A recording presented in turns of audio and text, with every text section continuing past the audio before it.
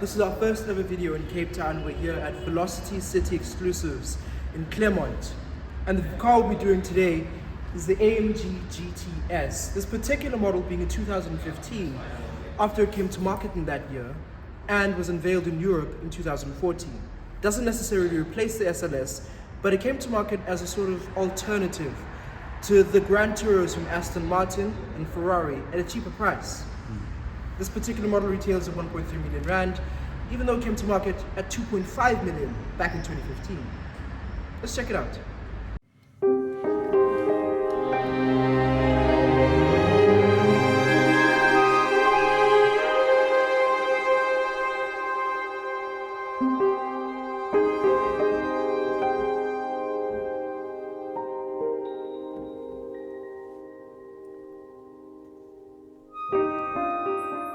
The most obvious thing about the AMG GTS is the long front hood.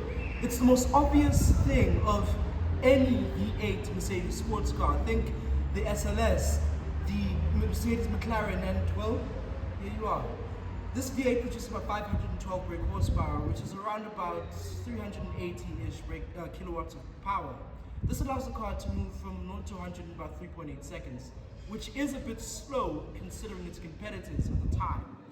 Now, Mercedes wanted this to compete against the Ferraris and the 458s, the F12s of the era, those kind of cars, but those are already hitting 0 to 100 in 3 seconds flat. This was closer to around 4 seconds, which is around about R8 type speed, which is why people consider this to be an R8 rival. And, well, the beauty of this car the beauty of this car is inside and out, and I can stare at it for hours. It seems as though it was drawn by hand with nothing but love and compassion for the industry and for the beauty that comes out of it.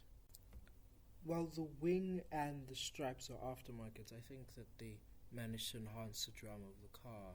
And I mean, after all, stripes do make cars look better, and probably faster too. I'm sure there's some science behind it. The interior is both driver-focused and relaxed, sort of like a modern 911. Mercedes truly knows how to make an incredible interior. One thing about Mercedes is that they know how to make a beautiful interior for their cars. I mean, everything is just soft-touch leathers everywhere. And if it's not leather, it's aluminium. If it's not aluminium, it's probably piano black, like here, the center console. I mean, you got piano black over there, piano black over there, piano black over there. Just that dial. You can't really hear it, but I mean, it makes the sounds that you want it to make. It's incredible. Now, obviously the problem is that, well, it's a 2015 car. It's obviously got a dated infotainment system, but that doesn't really matter. This is the part that matters. Top speed, listed here as around 360. It'll actually do closer to around 340. 350. But, you know, when you buy the car, you can push that yourself.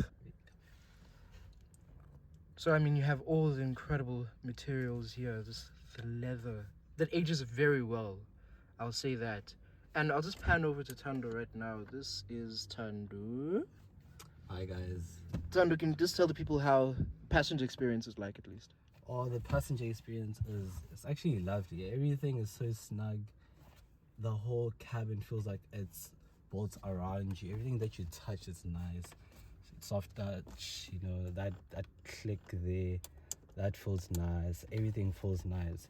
You know, it's an old interior, 2015 as Leto was saying, but this was when Mercedes had their peak interiors, in my opinion. Everything here is nice. Everything that you touch feels like, you know, it feels expensive, you know. So yeah, shout out to them for doing such a great job. I mean, it is expensive. 2.5 million rand in South Africa's 2015 economy. That was a lot of money. Back there you got a little storage compartment. I just threw my jacket over there, which is what most people will do. You can't open the boot because you don't have the keys, but I will tell you, the boot is tiny. Doesn't really matter. This is a car that you are not going to take a lot of luggage with. At most, you're going with your girlfriend and she's putting her handbag in. That's it. The infotainment system is dated. I mean, it's from 2015, yet it's still easy to use, even with the selector knob. Drive modes, suspension, exhaust notes, and traction can be changed between sport and comfort, two options one might need in a GT. Even with all this, there are still plenty of physical buttons, making the interior feel driver-focused. However, this car is still flawed. I think the headlights are a bit wonky at front, the infotainment system quite obviously looks like an afterthought, the interior visibility is an issue, and, well, piano black surfaces, especially in the interior, tend to attract fingerprints, which is very annoying.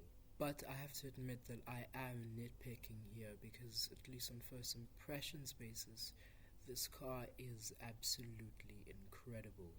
As a verdict, I'm sure there are faster cars out there that probably are better to drive, but in my opinion, beautiful cars are above all of them. And this certainly is a very pretty car. Would I walk away with it? Definitely. And since it costs only about 1.3 million rand, I think that's a bargain. Besides, we need more pretty cars in the world.